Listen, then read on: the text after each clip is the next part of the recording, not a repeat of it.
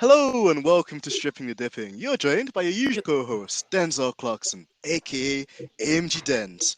And words cannot encapsulate just how thankful, honored I am to be able to speak with our very special guest today. Because, it's not every day you get the opportunity to chop it up with a Formula 3 champion, a G3 world champion, a legend of the Mercedes driver stable, and for me personally, in my heart, one of my heroes.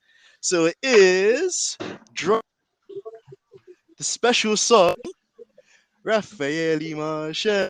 Raffaele Marciello, he is the best. Oh, Raffaele Marciello, he's the best you ever seen. He drives an AMG.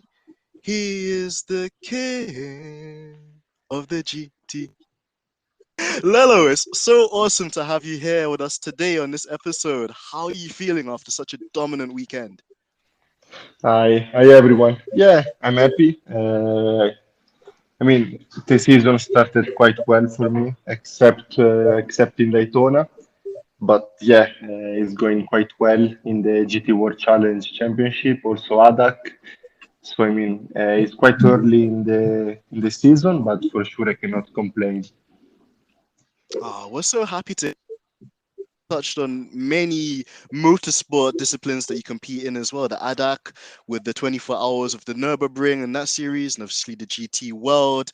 You're such a multifaceted driver, and I think we really want to basically show our audience today just like the different motorsports available out there because cover F1 content, but I've been saying to Georgina, we must run at some stage. So without further ado, Raffaele, let's start with the beginning. How did your journey into motorsports begin? Who were your favorite drivers growing up? And did you take to get into F3? Yeah, I started when I was really young. I was around 3.5, 4 when I started. I'm the first driver in the family, but my dad was always a fan of motorsport, so he always followed F1 and everything. So immediately I was able to drive, let's say. He put me in a little go-kart and I started to drive, but I don't remember nothing because I was so young.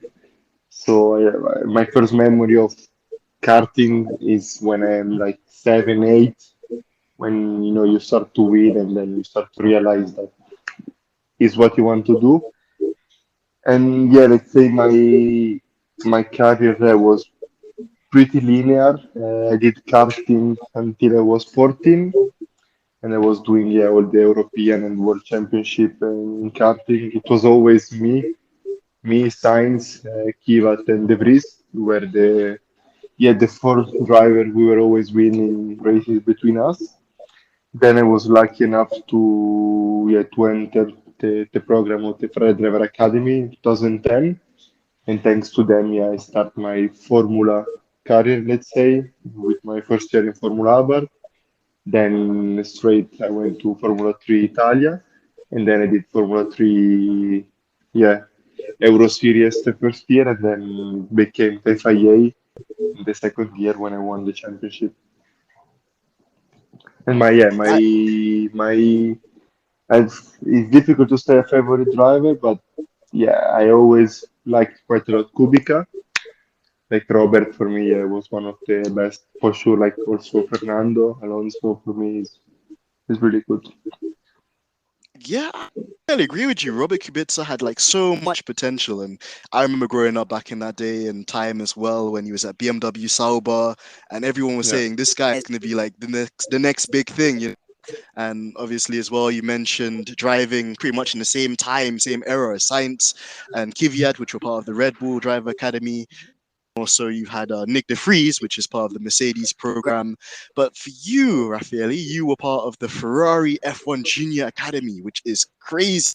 Also, you worked quite extensively with the Sauber F1 team as a reserve and test driver. I was looking at your awesome pictures from that Malaysia practice session back in 2015. yeah, It's so cool.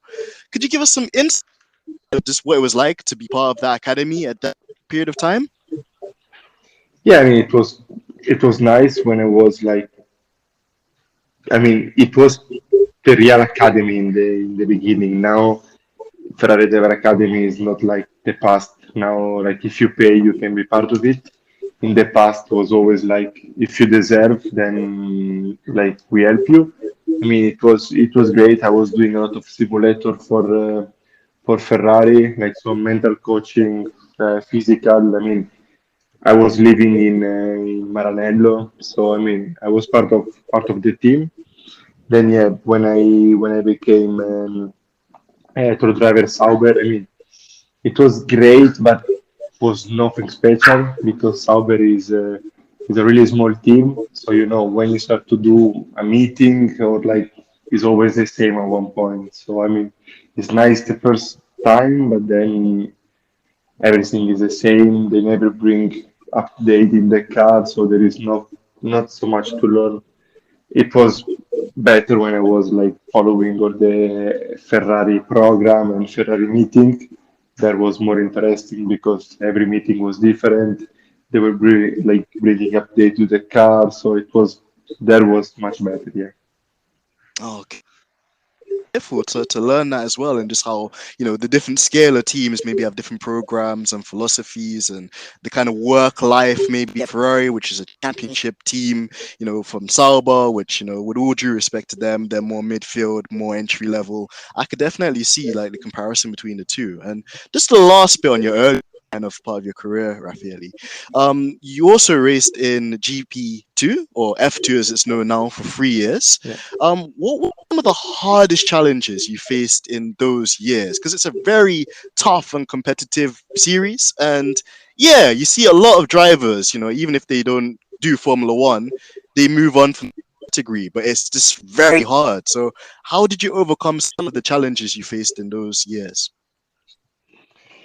But the problem of the young or the young category is like you need a good team. So when I was winning, for example, Formula 3, I was winning because I was with Prema, and it's the best team. It's the best team in junior category, more or less. So yeah, thanks to them, I was winning all the championship. Then when I was in Formula 2, the problem I was not with top team, so it was always quite difficult. But I mean, I was trying like my best. Also, if I didn't have team like Prema or Art Grand Prix, but I mean, it was still fun to do the season. And yeah, in my last season in GP2, I finished third behind the two Prema, so it was quite okay.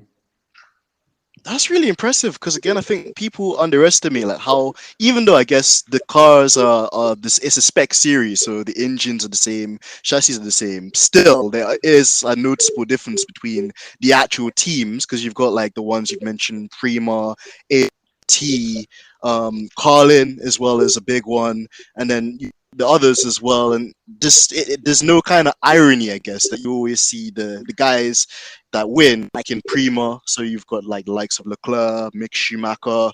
You had ART, which was like Lewis Hamilton and Russell, and that as well. So it's interesting you mentioned that.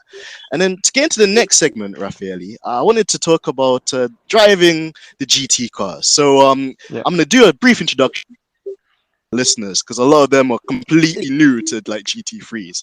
So for all the fans, you've got GT3, and it's basically held by GT World Challenge Series. It's the most prestigious one of them all.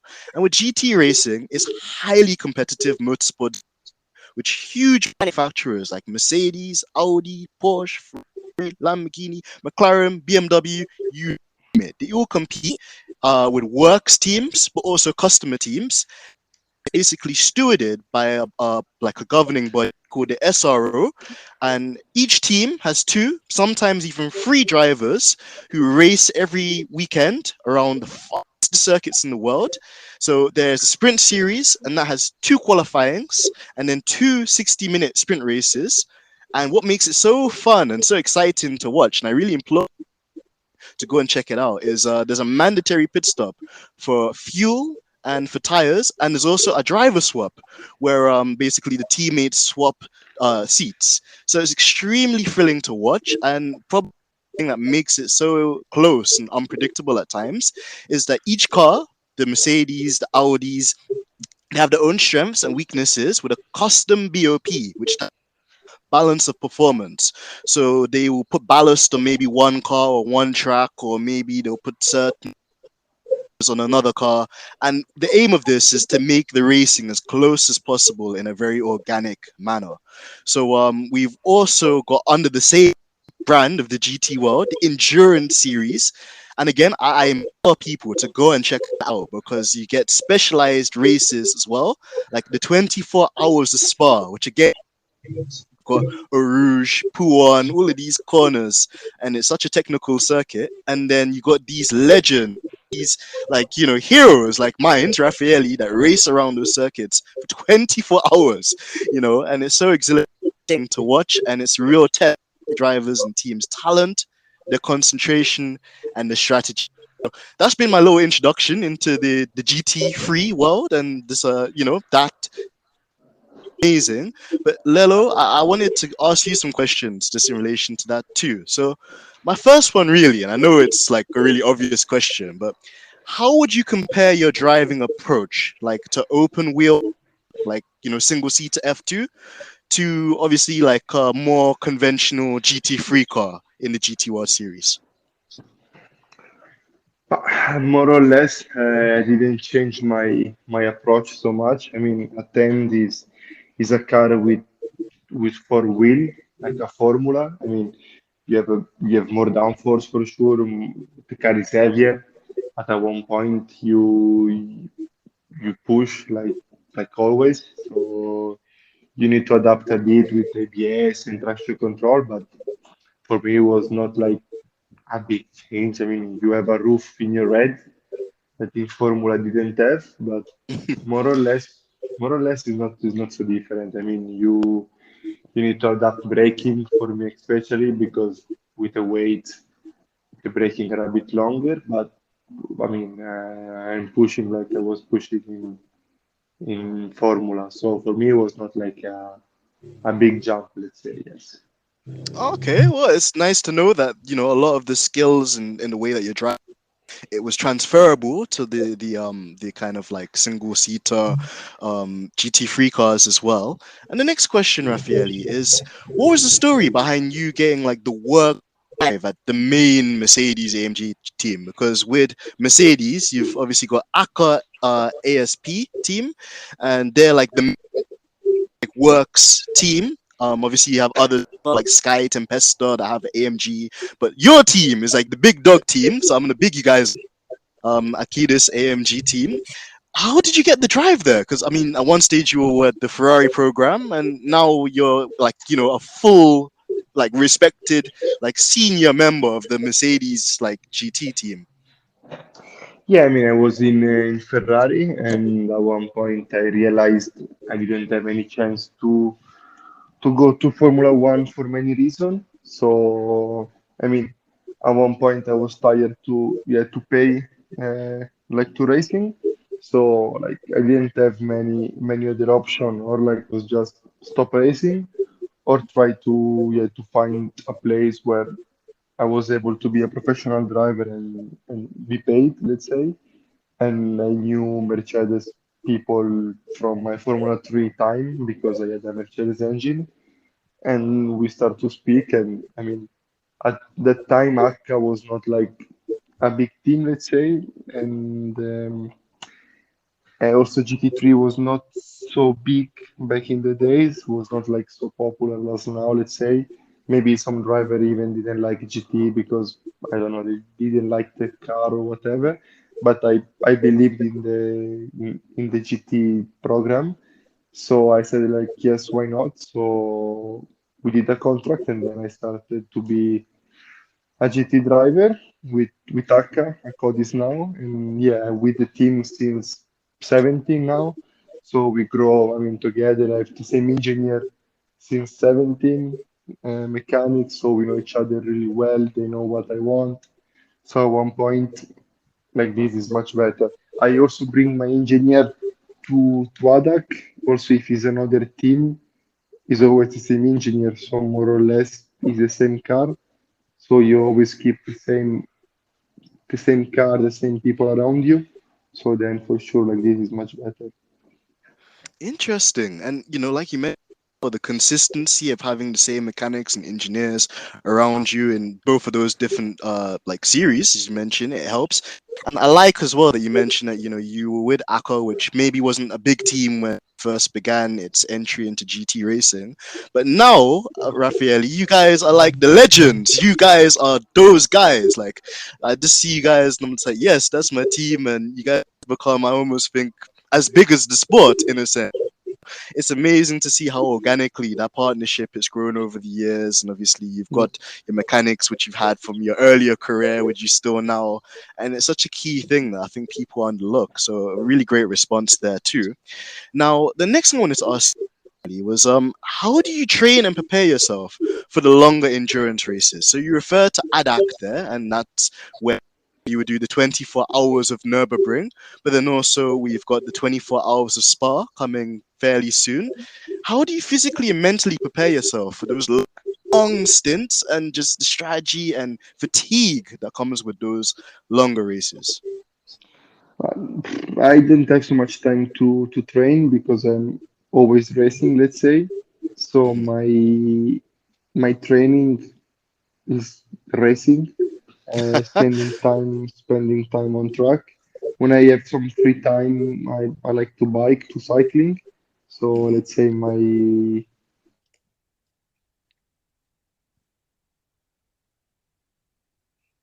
lucky to be able to race every weekend almost. So this is my training. Yeah. Okay, well, again, it's a very active way to do it, and I guess it's the most natural way to prepare as well. If you're driving a car with I guess there's different things with like the tire pressures and the Pirelli compound and just the experience and seat time you get as well. You're always going to feel quite sharp. So yeah, I could see that being a thing. And Yeah. then the next thing I wanted to talk about, Raffaele, again, like you're my favorite driver, but then also you drive one of my favorite cars as well, be it Mercedes AMG GT3 Evo. So this is the evolutionized version of the original car. It's a V8 naturally aspirated beast. It's front engine with like a huge emphasis on aero with the huge user on the rear and then the rear wing as well. What is your favorite thing about that car, and what are the characteristics of that car that suit your driving style? Would you say? But more or less is a car that is strong like in every condition. It's maybe it's not like the fastest car, but it's always good. I mean, it's it adapts quite quickly to every condition. So like maybe it's not mega for single event because it can happen, but maybe you're not the strongest there. But overall, during like a season, like a championship, is really good because more or less you always there and you can always score points. So this is like quite strong. A weak point, I think, is top speed. I mean, we always lack in top speed because our car is really strong in corners and fast speed. So they have to penalize us somewhere, and normally we're penalizing top speed. Okay, and just to clarify on that as well, Raphael, when you say they are punishing you, do you mean like the SRO with like the BOP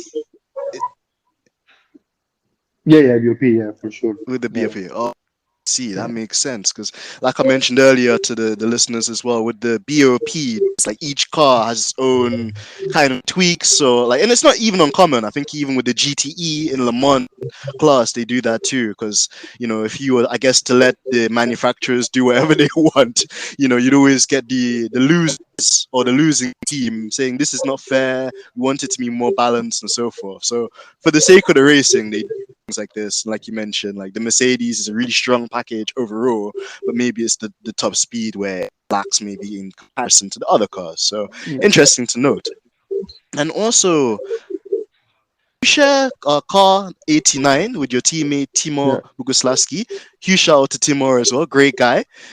How do you both go about setting up the car with the mechanics and engineers during practice? Because ultimately, you guys are people, and you're very tall, I say, and he's like maybe more conventionally a bit more stocky. Do you guys have like a dream? Like, how do you guys go about making the setup? And do you guys have different driving styles, or the driving styles similar? No, I mean, at the end, it's the engineer who decides the setup. Hmm. So at one point, the car will never be perfect. So we need to adapt. Maybe some weekend the car is more understeer and maybe it's better for a few drivers. Hmm. And maybe one weekend is oversteer and it's better for other driver. But a good driver need to adapt in every condition. So I mean, a fast car is a fast car. So if a fast car has to be understeer, then we need to adapt in understeer. If a fast car is oversteer, we need to adapt in oversteer. Absolutely. And also, just like whilst I'm on this kind of topic as well, Raffaele, what kind of balance do you more? I know you're gonna say it depends on the track, but with your driving style, I noticed that your inputs are very sharp and like you go for it. So, do you prefer more understeer, or do you like to live maybe more dangerously with the back end of the car sliding, maybe more oversteer? No, the car should be quite stable on the rear on entry because it's Mhm. always really good to bring speed in the corner. And then, yeah, in around mid corner, a good rotation so you can have a good entry and good exit. So, yeah. But let's say a stable car is always better than oversteer also for 1 hour race with degradation and stuff. Like if you have oversteer, you always have like maybe it's good in quali, but then for race it's not so good. That's true, and I guess also you take that into account as well because you, like you mentioned, you could have a really good car in qualifying that's lap pace, but then when it comes to like a long 60-minute race, which could feel quite long too, and then you have the tire degradation at players, it's not good maybe to jeopardize all on this one thing. So I totally agree with your analysis there too. And kind of on the topic of that, Raffaele, you had a dominant performance this weekend at Magny-Cours. Firstly of all, I want to say well done. You and Timor Thank you. smashed it. You gave those Audi boys hell, and I love to see it. So, how did the balance of the car feel throughout the weekend, going from like a completely green track to optimum conditions? How hard push in your stint on the tires for the start of race two, where you started the race? But more or less, the track stayed consistent throughout the weekend. Our balance was yeah pretty much consistent. Uh, Slightly under still in high speed. So I think in track like Manicure, where you have also quite high grip and not so much degradation, is okay because anyway the balance doesn't change so much through your stint. And luckily, because my car was really strong, I have to say, I didn't need to push so hard. Also, on qualifying, I mean, I knew I had a good chance to do pole like in Brenzage. So it was just a matter to put a good lap together without doing any track limit and or mistake. So I took it pretty easy, I want to say, and yeah, it was enough for pole and winning the race because the car was much faster than the rest. Yeah.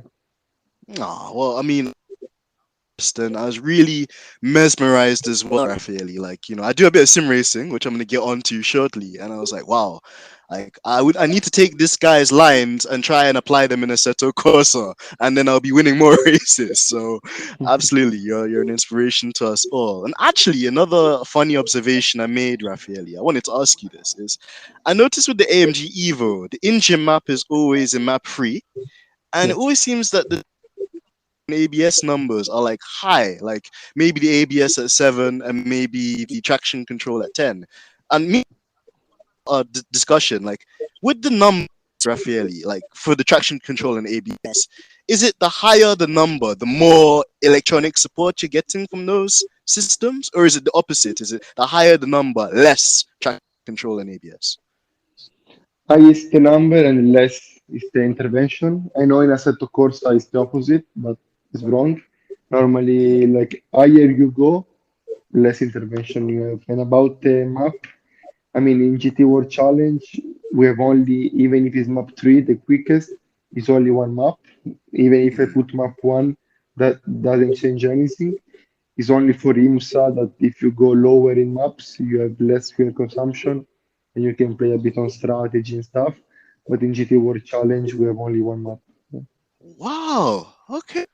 Thank you for that as well, because that's a nugget of information I really didn't know before. And yeah, it's interesting because when like me and my friends are sim racing, we're like, what is the point of having this engine map like here when it like it's there, but like what is the point? Because we never really use races either. Yeah. So yeah, thank you for clarifying that for us. And I guess on the topic of the sim racing thing, then Raffaele, like I know that well, I've actually like stalked your Insta a bit today, like how do you in Assetto Corsa Competizione compared to real life? Like, would you say in terms of the physics and the characteristics of the car, it's a good simulation, or do you think it's not really like good? No, I have to say I quite like Assetto Corsa Competizione. Is okay. It's better than a racing GT3. I don't like the GT3 cars in a racing. The only problem I always don't like in Assetto Corsa is curbs. The car is really hard on curbs, and if you touch the curb, you spin more or less, and Mhm. contacts between the cars. But the rest, I have to say, I enjoy when I have to play to Assetto Corsa Competizione. Okay, that's interesting. And Raffaele, I might have to DM you, or if you're free one of these days, I would love to like bring you, like to help us win some online races one day. Be amazing. But I'll move on to the next question. Raffaele, what is the secret to your speed and your success? And what advice would you give to younger drivers coming through, like, their car careers at the moment? But it's difficult to to like give advice. I started pretty much when I was young, Mhm. so I mean just to be passionate, not to drive because you want to be someone or because you want to make money or whatever. I mean, you need to drive. You like driving, and because you like motorsport, you need to be passionate, know the story, the history. So you have to do it because you like, and not because you only want to do it for money. Yeah. So I see many drivers that they do it for this reason, or maybe they're not really passionate. So Mhm. I mean, you need to know like the motorsport, and I think this is a great start. And then for sure you need talent because you can be passionate as much as you want, but if you're 1 second off, then it doesn't make sense. So it's like a combination of stuff. Yeah. Of the two. Sure, absolutely. And I think that's fair to say as well. Last two questions just in relation to the G racing as well, Raphael, before we get into some fan questions. Do you have any superstitions or like rituals you do before a race or even before a driver swap? Because man, like I like your style as well. Like you always have like a new hairstyle color, or I know that you obviously have the partnership with WT, so you've got the very cool helmet and the pink Speed Cat Pro Puma boots too. But yeah, do you have any superstitions or anything that you do before a race or before a driver swap? No, I don't believe in luck or a lucky moment, let's say. Mhm. So I always do like what I feel. Let's say so like when I do driver change, I just do driver change. So like yeah, I'm not superstitious and I do nothing special. Okay, interesting to know. The last kind of question on just like the GT world experience, Raffaele, from your perspective, what organizers of the GT World Series and the journalists as well, what do you think they could do to give the series more exposure and to attract even more new fans to watch and support it? Nah, I think they're doing good enough. I mean, it's not Formula One, so it's really difficult to attract people. I think they are doing well. We have always the paddock with with a lot of people on now even with Valentino even more. So I think they are doing well. I mean, it's difficult to attract people, but I mean, GT World Challenge is nice because when you buy a ticket, you can go in the paddock, you can meet the drivers. I think they are doing pretty well.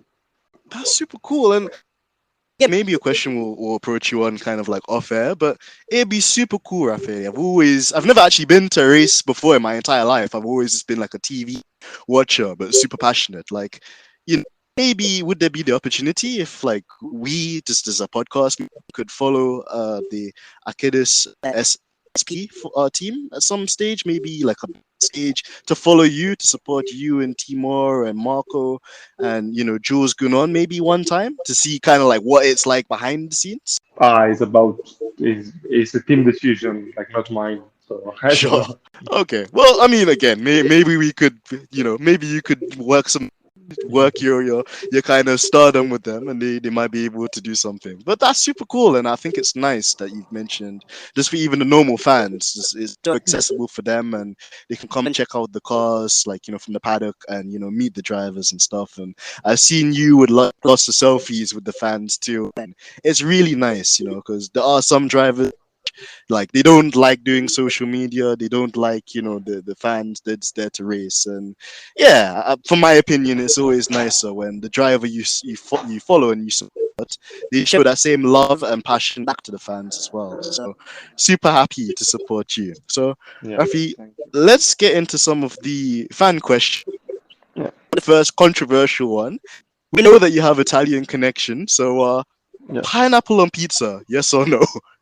no, Okay. no, Straight away with the no. Okay.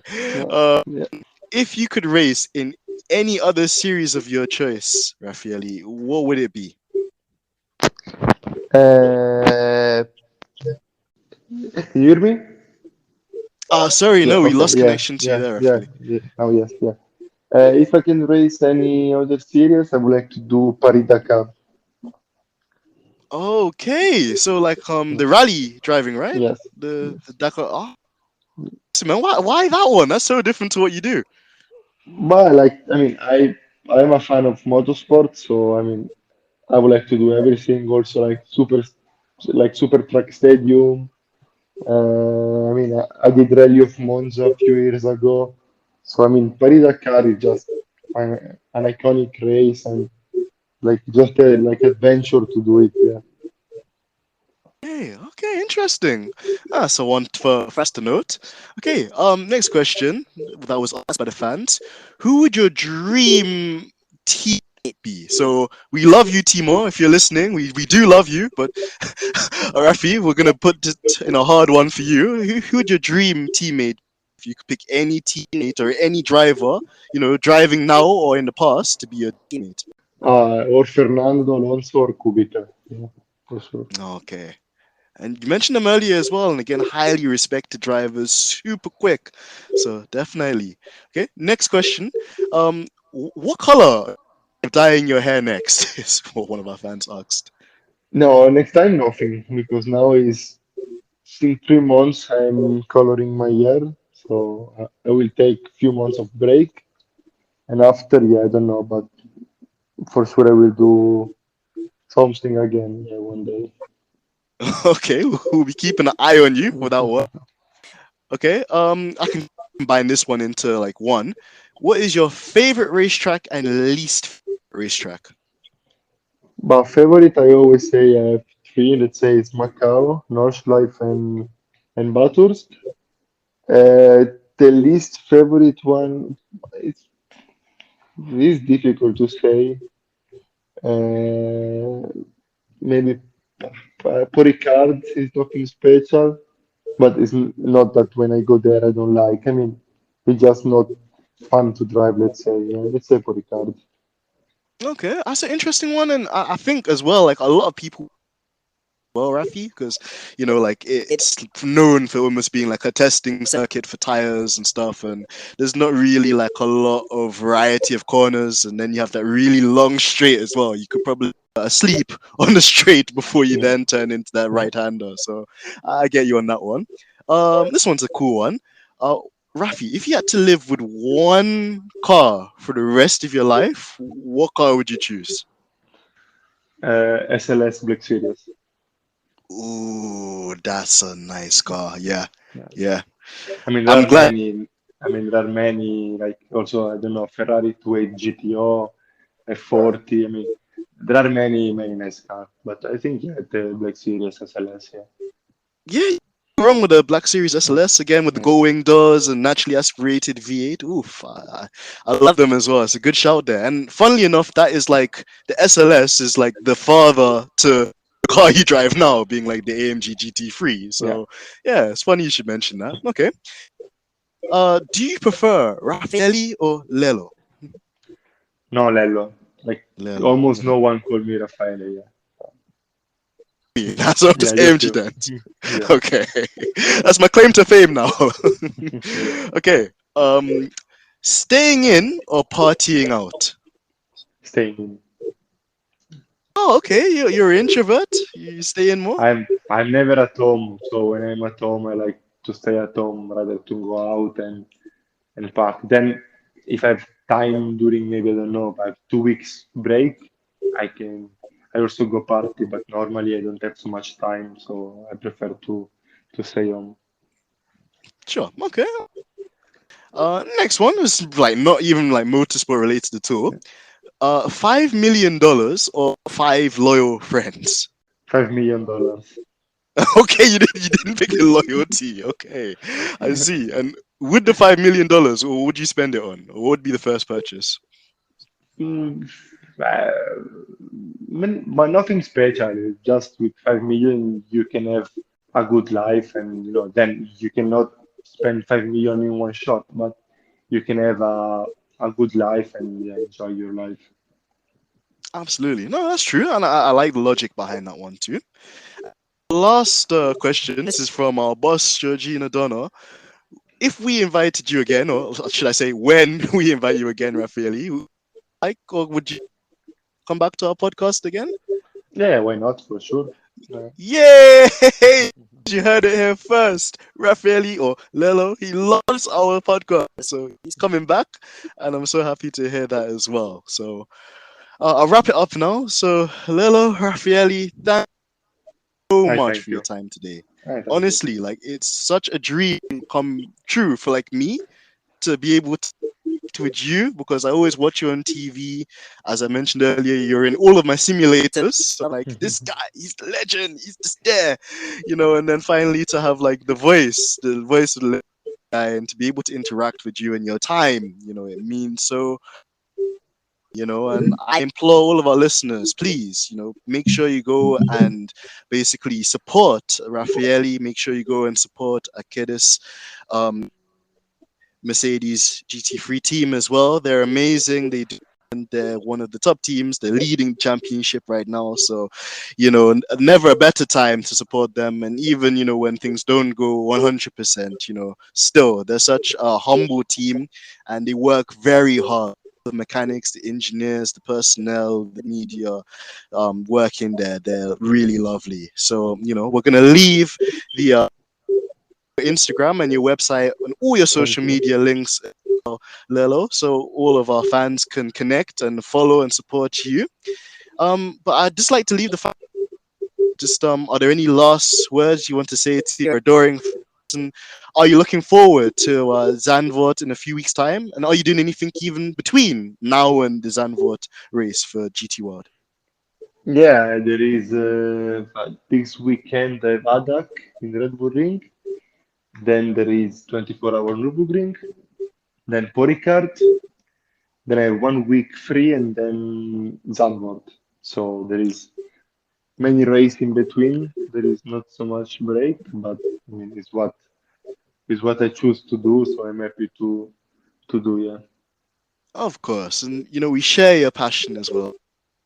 You're a star, and yeah, I'm so so thankful, and yeah, you have a busy schedule too, Yeah. and again, like I mentioned, if guy, everyone listening to this podcast, they should really go and check out those other series that we refer to as well, because there's some epic drivers. not just Raffaele, which is my favorite, of course, but there's so many talented drivers and also some familiar names there too. So you'd be doing injustice to yourself if you don't check it out. So do. But guys, until next time, we will catch. But shout out to our star today, Raffaele Marciello. I'm Thank you. so thankful. And yeah, until next time, guys, peace and love. Be safe, be happy. And Lelo, we hope that you go be safe whilst you're out there Thank too. you. Thank you, my friend. Excellent. Okay, see you guys soon. Bye.